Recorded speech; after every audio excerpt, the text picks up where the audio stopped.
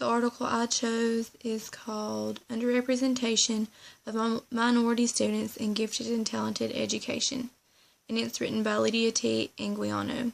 The purpose of this article is to discuss what gifted and talented education is and why minorities have been constantly underrepresented in such programs.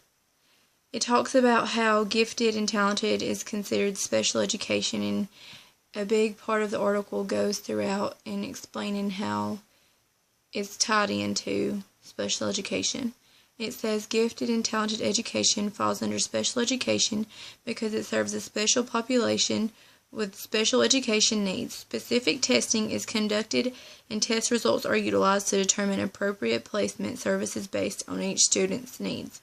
And it says that the students might not necessarily be placed in a special class because they need help, but they'll be placed in a special class because they get done with their work way too fast, they're bored, they're misbehaving because they're bored, because the teacher can't keep up with their learning skills.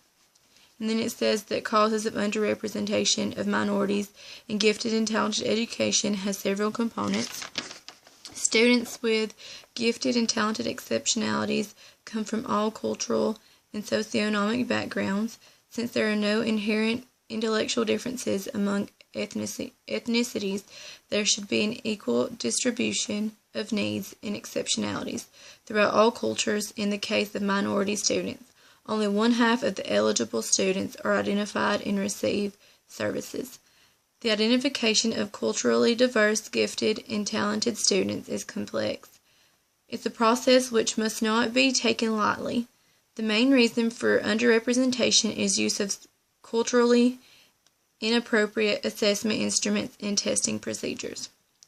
It goes on to talk about how legal considerations, appropriate testing with gifted and talented programs isn't a choice but a right. Due to the fact that it falls under the special education category, there are specific legal considerations and mandates governing the assessment of services. According to Diana v. State Board of Education in 1973, assessment must be carried out in the student's primary language. Therefore, the collection of supportive data must document the appropriateness of special education placement of a student.